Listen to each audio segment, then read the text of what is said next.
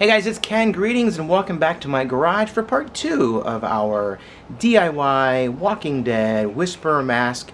I know I said in my previous video that the video you're watching right now would have been posted, should have been posted much sooner than it is. However, the day that video was posted, I found out that a very good friend of mine unexpectedly passed away. Not related to coronavirus. And this was a shock. This was a really great guy, a teacher in the Winter Park area for many years, and when he retired, he began teaching at Rollins College and then substitute teaching. So he was in my classroom a lot. We spent many mornings just talking and just chatting. So the news of his sudden death was quite a shock, and not something I was easily able to bounce back from. So my motivation was not there. So I took all my energy and put it into creating my online lessons for my students as we're still doing distance teaching. But it's Saturday. I've had a chance to really think about things, and it's time to get motivated and create some art. So that's what we're doing today. By the way, if you like my shirt, check it out. Halloween is for tourists. I celebrate it every day. I like that. So here we are, back in the garage, and here's what we've been working on. This was my first attempt at using the cotton and the latex, and I think I mentioned this before. It looks more like an old age makeup, not much of a zombie.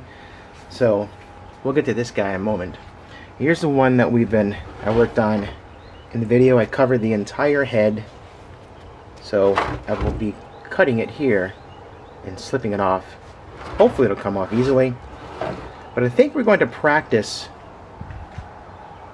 with painting on this one.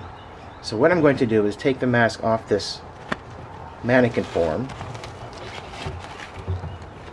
and put it on here. And I'll meet you guys outside. Black spray paint. And as you can tell, this is not the first time I've used the top of my recycling bin as a outside workstation. I'm going to just paint this completely black. I moved it onto that skull because I'm not worried about damaging the skull, but I didn't want to get any paint on my mannequin forms. So we'll let the fan do some drawing.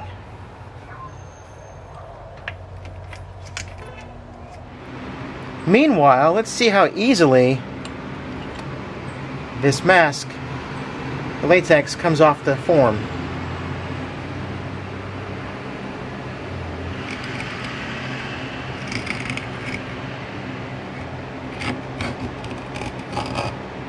I've never done this before, so I'm learning as I go. And as I'm peeling the back of the mask away from the form, I'm making cuts along the way. That seems to be working pretty well.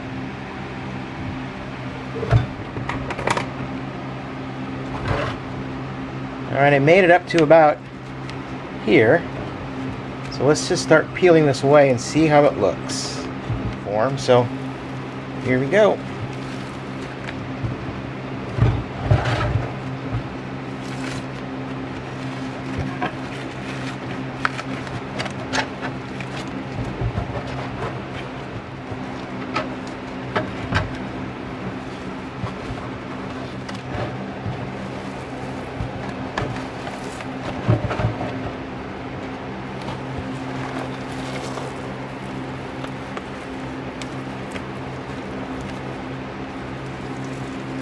There we go.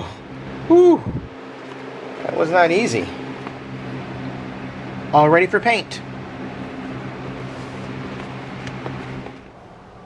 Welcome back. Now let me show you what I've already started painting over here. So this has the black spray paint as the first layer. Then I did a very light layer of, well, I'll show you in a second, a wood varnish. Then I did a dry brush layer of white, a dry brush layer of off-white. Then I'm adding another layer of the varnish. It's this Minwax wood finish penetrating stain. This is red mahogany. Please note that I am not a professional mask maker or a professional mask painter. It's just something that I'm tinkering around in my garage with, so this might work for you, it might not. There are all kinds of different ways of painting masks. I don't have an airbrush, so I'm just kind of using, well, what I can find around and what works well for me. So here we go. I'm not going to show you me doing this entire side. I just want to share with you the process that I'm working with. So the first layer on top of the black latex will be this, I showed you down there, wood finish. I don't know why it works, but it just does. It creates this almost purpley color. You'll see. So you dip my brush into the varnish, and I'm working in little areas at a time. I guess I should work down here, I imagine. You guys can see what I'm working with. Set the brush down, and yes, I should have used gloves, but I don't have any right now, so wipe. And you can see that the varnish takes off some of the black paint for me.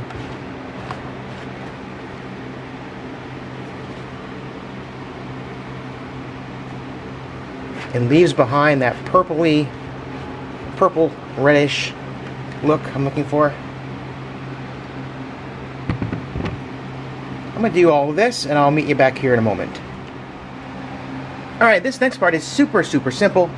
I have my khaki and my white paint and a very dry brush. Every time I do this technique, I always use the same brush because it's flattened out. I'm only going to dip the very tip of my brush into the paint and then blot it off. Then up here, I'm simply going to rake the brush across the surface, highlighting all of those elevated areas, but leaving the black in the background.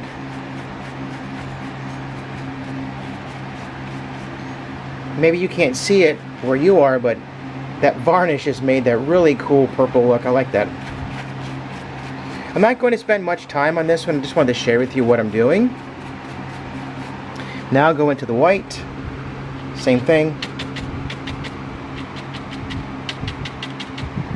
And just the highlighted areas.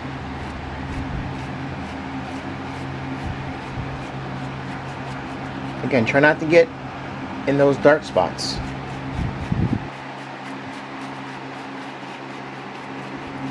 And if you want to go back and darken in, like around the eyes, when you're all finished, that's fine too. Like I said, this was a practice one to see how I wanted to apply the paint. Last step, we'll go back to the wood varnish and repeat. And just like that, we're finished. Here's my first test. I think it came out all right. Again, when you're tinkering in the garage and you're just practicing and playing with different processes, sometimes it works, sometimes it doesn't. I haven't quite gotten a process down yet that I really like. This one I kind of like. What I think would be fun to do is maybe instead of dry brushing the white and the khaki, maybe do like a purple or a blue or a red, just to kind of play with different things in the garage. But hope you guys enjoyed my video. I am going to show you the other mask. I'm going to work on it tonight, maybe even into tomorrow. See if I can maybe locate some latex gloves to protect my hands. Or maybe even go buy a pair of those kitchen washing gloves. I know our Publix has plenty of those. Just to keep my hands from getting all gummed up with that varnish, that stain rather. So I'll show you that mask when it's completed. I also want to show you some of the fun things I made the last couple years in my garage. So look for a fun pre-Halloween video coming up here real soon. In the meantime, thanks for watching and tuning in. I appreciate it, and I'll see you guys a little later. Bye.